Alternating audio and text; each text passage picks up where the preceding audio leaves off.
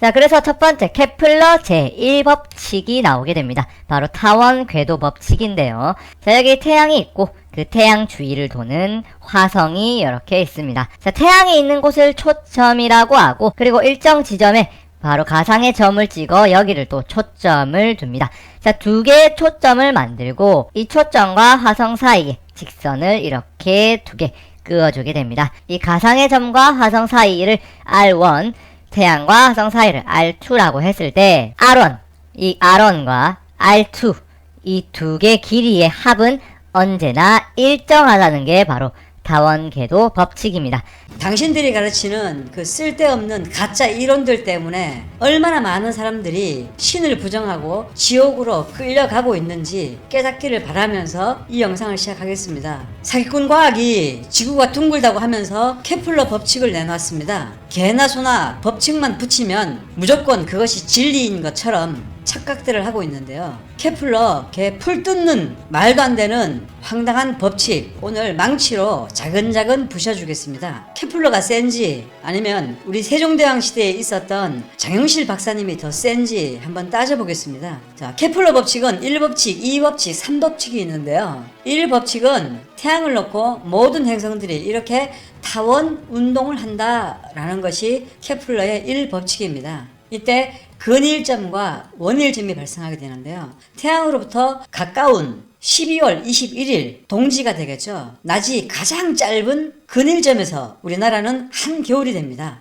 12월 21일이고요. 원일점, 태양으로부터 가장 멀 때를 원일점이라고 하는데 날짜로 치면은 6월 21일 정도 됩니다. 낮이 가장 길고 밤이 짧은 원일점이죠. 그렇게 1법칙은 타원 궤도로 돈다라는 법칙이고요. 자, 이게 말은 어렵지만 실제로 이 R1과 R2 더한 것이 일정해지게 이 화성이 태양 주위를 빙글빙글 돌려면 이런 궤도를 그리면서 빙글빙글 돌아야 합니다. 자, 화성이 이렇게 태양 가까이 있을 때를 근일점이라고 하고 태양 멀리 있을 때를 원일점이라고 합니다. 자, 그래서 만약에 이 화성이 지구라면 우리가 근일점에 있을 때 태양은 당연히 크게 보이는 게 맞는 것이고, 원일점, 즉 태양과 멀리 떨어져 있을 때는 작게 보이는 현상을 설명이 가능한 것이죠.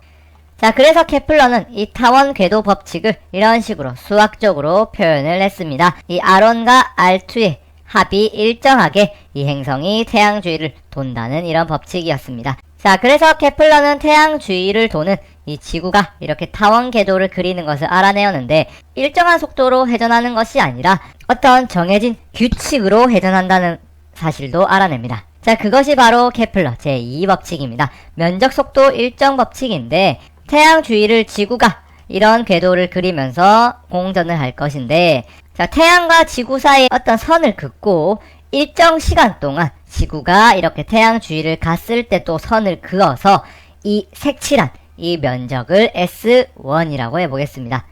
자, 이번에는 태양과 조금 멀리 떨어져 있는 이 지구가 이 S1과 똑같은 시간만큼 이렇게 돌았을 때 이 노란색 면적을 S2라고 해보겠습니다.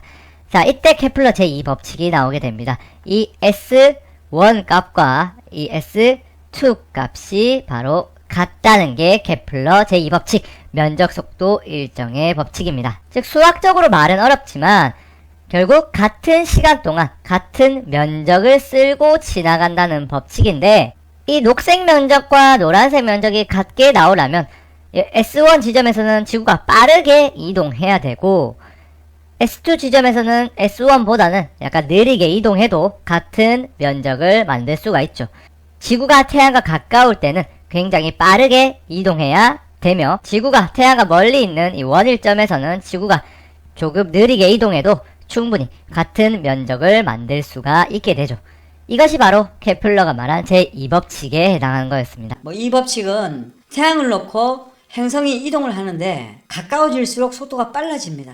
빨라졌다가 멀어지면서는 천천히 멀어졌다가 다시 빨라지고 멀어지고 빨라지고 멀어지고를 반복한다고 하는데요. 이때 1시간 동안에 가는 거리가 예를 들어서 근일점일 때 여기서 이만큼을 왔다고 하면은 원일점일 때는 속도가 늦으니까 조금밖에 안 가겠죠. 그래서 여기서 여기까지밖에 안 갔지만 이 면적이 안에 있는 면적이 동일하다라는 것이 케플러 2법칙입니다. 여기서 기억해야 될 것은 태양을 놓고 행성이 가까워지면서는 빨라지고 여기서 제일 빨라졌다가 다시 멀어지면서는 점점점 속도를 천천히 가게 된다라는 거죠. 그러다가 다시 빨라지고 천천히 가고 빨라지고 천천히 가고 자 이런 법칙이에요. 자, 케플러는 이런 1, 2법칙에 반드시 규칙성이 있을 것이라고 생각을 했습니다. 자, 어떤 규칙성을 알아냈냐면 자, 이런 5가지 천체들의 공전 주기를 측정해 봤습니다. 자, 공전 주기라 함은 태양 주위를 이런 행성이 한 바퀴 도는데 걸리는 시간을 말합니다. 자, 그리고 케플러는 공전 주기 말고 긴 반지름을 측정을 했는데 긴 반지름은 이런 타원의 이 중심에서 여기까지가 바로 긴 반지름에 해당했고 반대로 이 위쪽은 짧은 반지름에 해당한다 했습니다. 케플러는 이 긴 반지름을 측정을 한 것이죠. 자, 그래서 공전 주기를 대문자 P로 두고 긴 반지름을 소문자 A로 두었습니다. 자, 수성의 공전 주기는 0.24년, 그리고 긴 반지름은 0.39 옹스트롬이었는데 옹스트롬은 거리 단위에 해당한다는 것만 알아두시면 돼요. 자, 그래서 금성, 화성, 목성, 토성의 공전 주기와 긴 반지름을 측정을 했는데 뭐 그렇게 규칙성은 안 보이죠. 그냥 공전 주기가 늘어남에 따라서 긴 반지름도 따라 늘어나는 정도인데 케플러는요, 공전 주기를 제곱하고 긴 반지름을 세제곱한 값을 계산합니다. 자, 이 자료를요, 어떻게 이용했냐? 바로 공전 주기 제곱분의 긴 반지름 세제곱을 해본 겁니다. 자, 그렇게 하니까 값이 0.97, 1.03, 1.01, 1 이렇게 나오는 것이었죠. 어떻습니까? 5가지 행성의 값이 거의 1로 비슷하다는 것을 알 수가 있죠. 그렇죠. 그래서 케플러는 이것을 바로 법칙으로 만들어냅니다. 그것이 케플러 3법칙, 바로 조화 법칙이라는 법칙이었죠. 3법칙은 공전 주기하고 공전 궤도하고 뭐 세제곱 비례한다. 뭔 얘기인지도 모르겠어요. 아무튼 이렇게 뭐 계산 공식을 놓고 이렇게 행성들이 이렇게 나열되고 행성들이 이 공식에 의해서 이 회전하는 주기가 계산이 된다라고 하는 뭐 그런 저건데요. 중요하지 않습니다. 자, 그래서 케플러는요, 공전 주기의 제곱과 긴 반지름 세제곱한 값이 일정하다는 사실을 알아내고 이런 그래프를 그릴 수 있게 됩니다.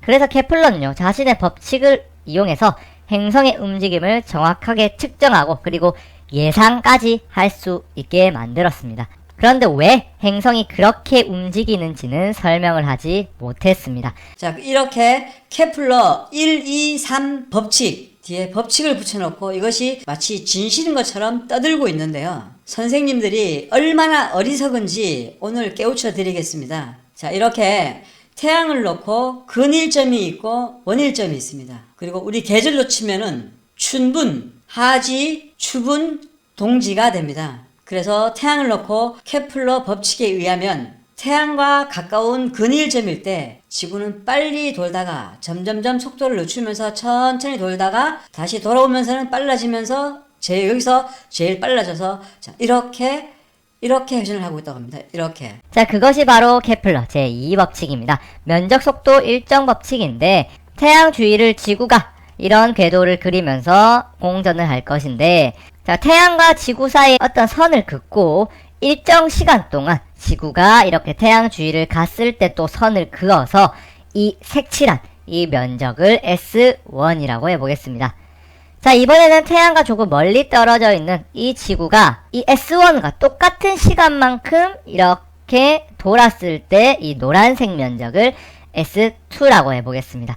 자, 이때 케플러 제2법칙이 나오게 됩니다. 이 S1 값과 이 S2 값이 바로 같다는 게 케플러 제2법칙, 면적 속도 일정의 법칙입니다. 즉 수학적으로 말은 어렵지만 결국 같은 시간 동안 같은 면적을 쓸고 지나간다는 법칙인데 이 녹색 면적과 노란색 면적이 같게 나오려면 S1 지점에서는 지구가 빠르게 이동해야 되고 S2 지점에서는 S1보다는 약간 느리게 이동해도 같은 면적을 만들 수가 있죠. 지구가 태양과 가까울 때는 굉장히 빠르게 이동해야 되며 지구가 태양과 멀리 있는 이 원일점에서는 지구가 조금 느리게 이동해도 충분히 같은 면적을 만들 수가 있게 되죠. 이게 얼마나 바보 같은 소리인지 오늘 참 교육을 시켜주겠습니다. 여기가 근일점이니까 12월 21일이 됩니다. 그리고 태양으로부터 가장 먼 원일점은 6월 21일 정도가 됩니다. 그리고 춘분은 3월 20일에서 21일 정도 되고요. 추분도 9월 20일에서 21일 정도 대충 이렇게 되고 있습니다. 자, 그래서 이것을 골고루 나눠보게 되면 여기서 여기까지가 3개월이 소요되고요. 또 여기서 여기까지가 3개월이 소요됩니다. 마찬가지로 여기도 3개월, 여기도 3개월씩 걸리게 되어 있어요. 그래서 1년 12달이 되는 것이고요. 그리고 춘분과 추분 때 낮과 밤의 길이가 똑같습니다. 그래서 우리는 태양계 시스템이 진짜라고 한다면은 이 태양을 놓고 딱 정확하게 정중간에 걸리는 기점이 이 기점이 되는 겁니다. 자, 그런데 여기서 케플러 법칙을 한번 따져볼까요? 케플러 법칙에 의하면 태양으로 가까워지면서는 속도가 빨라집니다. 그래서 여기서 여기까지 가는 속도는 굉장히 빠릅니다. 그리고 여기서 여기까지 가는 속도는 점점점 빨리 가다가 조금씩 천천히 갑니다. 그리고 여기서 여기까지 가는 속도는 아주 천천히 갑니다. 여기서 제일 늦어졌다가 다시 여기서 여기까지 가는 속도는 점점 빨라지는 거죠. 자, 그렇다면은 우리가 춘분, 추분, 동지, 하지를 따져봤더니 각 3개월씩 걸렸는데 어떻게 여기서 여기까지 가는 케플러 법칙은 속도가 빨라요. 속도가 빠릅니다. 그런데 여기서 여기까지 가는 속도는 낮아요. 낮은데 어떻게 여기서 여기까지 가는 거리가 여기서 여기까지 가는 거리보다 더 멀 수가 있는 거죠? 이해가 안 가세요? 자, 태양과 지구 사이에 어떤 선을 긋고 일정 시간 동안 지구가 이렇게 태양 주위를 갔을 때 또 선을 그어서 이 색칠한 이 면적을 S1이라고 해보겠습니다. 자, 이번에는 태양과 조금 멀리 떨어져 있는 이 지구가 이 S1과 똑같은 시간만큼 이렇게 돌았을 때 이 노란색 면적을 S2라고 해보겠습니다.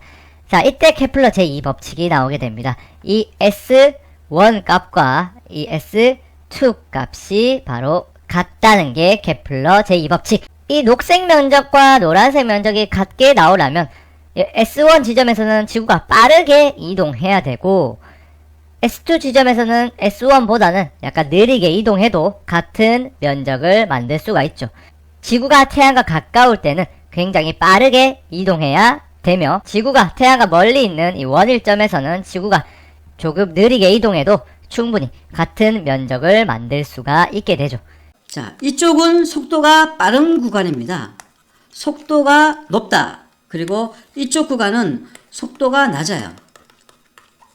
그런데 우리가 사물을 관찰해보면 여기서 여기까지의 시간은 3개월이고 여기서 여기까지의 시간도 3개월, 여기서 여기도 3개월, 여기도 당연히 3개월입니다. 그렇다면 우리가 이 현실을 놓고 볼 때에 태양계 시스템은 도저히 말이 되질 않습니다. 케플러 시스템은, 케플러 법칙은 완전 가짜라는 얘기가 되는 겁니다. 아주 상식적으로 알 수 있는 거잖아요. 케플러 법칙이 이쪽이 속도가 빠르면은 당연히 여기서 여기까지 가는데 예를 들어 3개월이 걸렸다. 그러면은 여기서 여기까지 가는 데는 최소한 4개월, 5개월, 6개월이 걸려야 정상이 된다라는 겁니다. 여러분 이치에 맞습니까? 여기서 여기까지 거리가 짧아요. 여기는 100m 밖에 안 됩니다. 그런데 여기서 여기까지는 120m예요. 그런데 이 100m를 갖다가 시속 200km로 달리고 그리고 120m를 시속 150km로 달렸는데 어떻게 여기도 3개월, 여기도 3개월이 될 수가 있는 겁니까? 케플러 법칙이 맞다면 여기서 여기까지는 2개월이 걸려야 되고요. 여기서 여기까지는 4개월이 걸려야 됩니다. 그렇다면은 여기가 12월, 여기가 6월이니까 우리에게 춘분과 추분은 9월이 아니라 10월 21일 그리고 춘분은 2월 21일이 되어야 맞는 겁니다. 그래야 태양계 시스템에서 이 구간이 빠르니까 빨리 갔다가 천천히 갔다가 빨리 갔다가 천천히 갔다가 이게 말이 되는 거지. 어떻게 균등하게 딱 나누어져 있을 수 있을까요? 태양계 시스템에서는 케플러 법칙이 개뿔 맞지도 않았다. 그런데 그 똑똑하고 잘난 인간들이 법칙이라고 만들어 놓았기 때문에 여러분들이 의심하지 않고 법칙이니까 무조건 믿어버린 거예요. 암기만 한 결과가 바로 이렇게 나오는 겁니다. 생각을 해야지 왜 암기만 하고 있습니까? 암기했다고 그게 다 맞는 건가요? 이렇게 제가 지금 증명을 했잖아요. 케플러 법칙, 개뿔 다 틀리더라. 현실하고 전혀 맞지를 않는데 어떻게 거기다가 법칙을 붙여놨는데 그 똑똑한 지성인들이 그걸 깨닫지를 못하고 또 선생들이 이런 가짜 이론들을 확인도 안 해보고 가르치고 있을 수 있는 건가요? 이러고도 둥근 지구가 맞아요? 이러고도 교과서가 100% 진실입니까? 이러고도 법칙을 붙여놓으면 무조건 진실이 되는 건가요? 저는 이렇게 논리적으로 둥근 지구의 케플러 법칙, 개뿔 맞지 않다라는 것을 증명했잖아요. 그런데 여러분들은 증명도 못하면서 무조건 암기한 게 무조건 맞아 이러고 있으니 도대체 누가 정상이라는 겁니까? 케플러가 그렇게 위대한 인물입니까? 이런 말도 안 되는 황당한 거짓말을 늘어놓았는데 그런데도 위대한 인물이에요? 반면에 우리 세종대왕님의 장영시 아저씨 한번 볼까요? 해시계는 평면 세상에 완벽하게 맞아떨어지고 있습니다. 그리고 둥근 지구에는 절대로 맞아떨어질 수가 없어요. 평면 세상에서 한번 보겠습니다. 자, 여기 해시계를 가져왔는데요. 자, 해시계는 딱 설치를 하면은 이 뾰족한 침이 북쪽을 향하게 되어 있습니다. 그래서 태양이 여기서 이렇게 비춰지면은 이 끝에 그림자가 겨울에는 태양이 낮게 떠 있으니까 그림자 각도가 길게 날아가서 이 부분에 닿게 되고요. 여름에는 태양이 높이 떠 있으니까 이렇게 내려와서 이 끝 부분이 이쪽에 닿게 되는 겁니다. 그래서 해시계는 이쪽이 겨울이고 이쪽이 여름이 되는 겁니다. 자, 그래서 안쪽이 여름이라는 사실을 먼저 알고 자, 해시계에서 이 안에 있는 금을 한번 따져 볼게요. 이 바깥쪽은 태양이 낮아서 그림자가 길게 들이우기 때문에 이 지점이 동지가 됩니다. 그래서 12월 21일이 되는 거죠. 이 부분이. 그리고 이 안쪽에 제일 끝에서는 한여름이기 때문에 6월 21일이 되는 겁니다. 그래서 해가 높이 떠가지고 그림자가 짧게 드리워지게 되는 거죠. 그러면은 여기서 여기까지의 거리는 6개월이 소요가 됩니다. 6개월. 자, 이 상태에서 이 안에 칸을 보게 되면 정확하게 12칸이 나누어져 있습니다. 그래서 한 칸에 15일을 기준 잡고 그래서 두 칸을 합치면은 우리 기준으로 한 달이 되는 거죠. 그래서 12개월이 나오게 되는 겁니다. 올라가면서 6개월, 내려오면서 6개월. 자, 그런데 여기서 칸을 봤더니 칸의 간격이 다 틀려요. 어떻게? 이쪽은 좁죠? 좁고 갑자기 확 길어지고 짧아지고 점점 짧아져서 여기서는 또 이렇게 심각하게 짧아집니다. 그러니까 이 두 칸이 한 달이라는 얘기가 되는 거죠. 그런데 자세히 보면은 이 바깥쪽의 칸은 굉장히 폭이 좁아요. 두 칸이. 그런데 이 안쪽에 있는 두 칸은 이쪽보다는 이쪽이 월등히 넓습니다. 여기가 여름이라고 했죠? 자, 이것은 여기서 여기까지는 시간을 나타내게 됩니다. 여기서 여기까지 끝까지 가는데 6개월이 소요되었는데 그 6개월을 균등하게 한 칸씩 나누었어요. 12칸으로. 그럼 대한민국이 여기 있으면 태양이 점점점 멀어지는 겁니다. 멀어져서 여기서 12월 21일이 되는데 여기서 이 두 칸을 가는데 30일이 걸렸습니다. 그런데 여기서 여기까지 가는데 똑같은 30일이 걸렸는데 거리로 치면 약 3배가량 되죠. 차이가 나죠. 이게 월등히 커요. 여긴 상대적으로 작죠. 이건 무엇을 말하고 있냐면 태양이 빨리 쭉 가다가 여기서는 천천히 가다가 다시 되돌아왔다라는 말이 되고 반대로 또 이쪽도 좁아졌으니까 태양이 빨리 오다가 여기서는 천천히 왔다라는 결론이 나오게 되는 겁니다. 그런데 이건 단면 거리만 놓고 봤을 때고 평면 세상에서 하늘 도움이 있습니다. 그리고 여기가 북극이고요. 여기는 남극이 됩니다. 자, 그래서 태양이 높지 않은 하늘 위에 떠서 이렇게 회전을 하고 있는데요. 이렇게. 대한민국이 여기 있습니다. 여기 있는데 태양이 이렇게 회전하다가 밖으로 빠져요. 점점점. 북해 기선에서 남해 기선까지 약 6개월의 시간을 두고 점점 원을 그리면서 밖으로 빠지게 됩니다. 빠졌다가 다시 원을 좁히면서 안으로 들어오는 것이 단순하게 일자 운동을 하는 것이 아니라 제가 전에 설명드렸는데 팔자 운동을 하고 있습니다. 자, 이런 식으로. 그래서 땅을 놓고 북극이고 하늘 도움이 있으면 우리나라가 여기에 있는데 태양이 이런 식으로 고도를 높였다가 낮췄다가 합니다. 여기가 남극, 여기가 북극이에요. 여기서 여기까지의 거리에서 여기는 이렇게 리턴하는 구간이 발생하게 됩니다. 그리고 여기도 리턴하는 구간이 발생하게 됩니다. 그러면은 이 부분은 이 부분이 되는 거고요. 이 부분은 바로 이 부분이 되는 겁니다. 그래서 겨울에는 어떻습니까? 자, 이렇게 아랫 원이 이렇게 크죠, 이렇게. 크게 리턴을 하기 때문에 이 간격이 좁아지는 겁니다. 왜냐면은 거리가 있다 보니까 여기서 여기까지 한 달 소요하면서 이렇게 돌게 되는 거죠. 그런데 여름 때에는 이 파이가 작아요. 그러다 보니까는 이 칸이 넓어지는 겁니다. 그만큼 칸이 넓다라는 것은 속도가 빠르다라는 거예요. 그래서 6월 21일 리턴은 이렇게 칸이 길지만 전반적으로 봤을 때는 속도가 확실히 확 줄어들었지만 이 리턴 구간이 짧기 때문에 그래도 12월보다는 월등히 폭이 길었다. 그래서 태양의 이동 속도가 여기서 빨랐다라는 것을 우리가 알 수 있고요. 평균선보다 선이 작았던 것은 이렇게 리턴을 하면서 돌아가기 때문에 그런 겁니다. 그래서 해시계는 북해 기선과 남해 기선을 놓고 태양이 오르락 내리락 하는데 이때 고도의 차이가 발생하게 되고 리턴하는 구간에서 정체를 일으키기 때문에 이렇게 나올 수밖에 없는 겁니다. 그래서 평면 이론에서는 이 해시계는 100% 매치가 됩니다. 춘분과 추분, 낮과 밤의 길이가 똑같아지는 지점이 바로 이 지점입니다. 자, 이 지점이 북해 기선과 남해 기선의 정중앙에 딱 몰려 있으니까 당연히 낮과 밤의 길이가 똑같을 수밖에 없는 거예요. 그래서 규칙적으로 여기서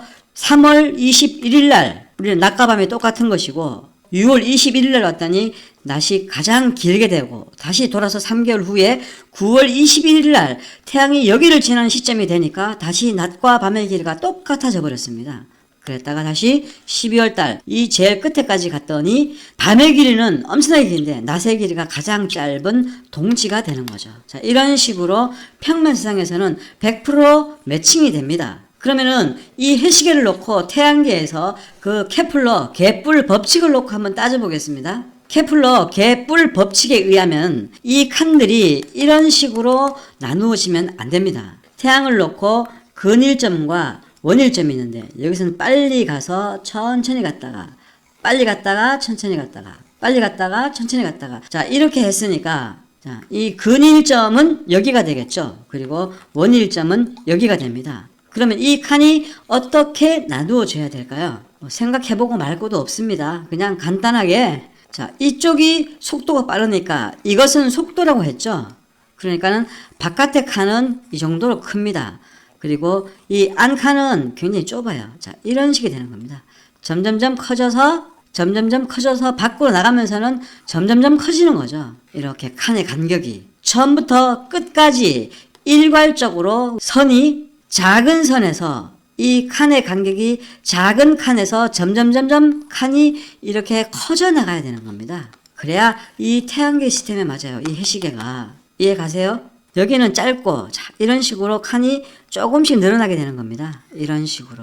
이렇게 칸이 늘어나야 이것이 케플러 시스템에 맞고 태양계 시스템에 맞고 그럴 텐데 해시계는 왜 이거 개뿔 다 무시해버리고 평면상에 맞추어서 칸이 이렇게 만들어져 있을까요? 그래서 오늘 또 대조여보나 마나 둥근 지구는 절대적으로 틀렸고 평면 세상은 완벽하게 맞아떨어지는 겁니다. 해시계만 놓고도 완벽하게 맞아떨어지고 케플러 법칙 사기라는 거 제가 조금 전에 확실하게 증명해 드렸고 그 누구도 이 영상에 반박할 수가 없어요. 그리고 태양이 이렇게 팔자로 회전한다는 것은 여러분들이 관찰만 해도 알 수가 있고 그리고 이미 이것을 갖다가 1년 동안에 태양의 고도 똑같은 시간에 이렇게 체크를 해가지고서는 어떻게 태양이 하늘에 위치하고 있는지를 벌써 많은 사람들이 증명해 놓았습니다. 그리고 이건 둥근 지구에서도 부정할 수가 없어요. 왜? 보이는 현상 100% 진실이기 때문에 그런 겁니다.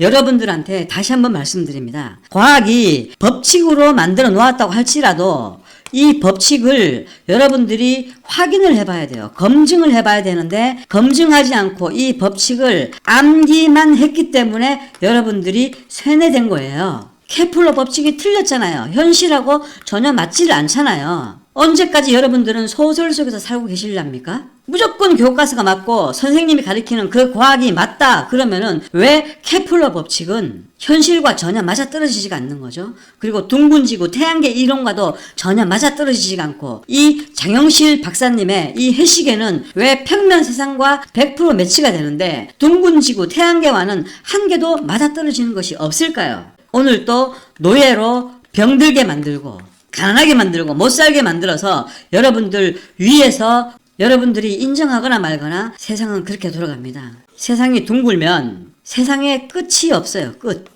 끝이 없으니까 사람들은 이 세상의 끝에 가려고 하는 생각 자체를 못하게 됩니다. 그런데 세상이 평평하면 어떻게 될까요? 이 끝에 가고 싶어지겠죠? 이 끝에 가면 뭐가 있을 것 같습니까? 거대한 하늘 도움이 있습니다. 이건 옆에서 본 건데요. 땅이 있으면은 하늘로 이렇게 거대한 도움이 남극 지역을 이렇게 감싸고 있습니다. 그래서 우리가 여기 살고 있는데 여기서 세상 끝에 가게 되면은 이 거대한 도움을 만나게 됩니다. 그러면은 우리는 제일 먼저 떠오르는 것이 무엇일까요?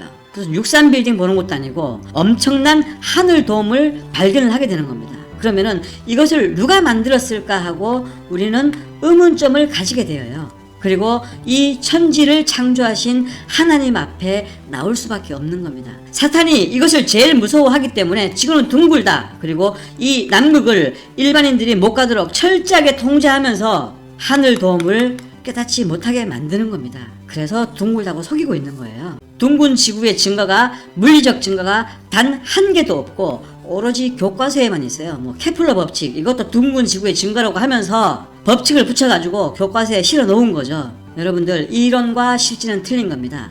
암기와 현실은 틀린 거예요.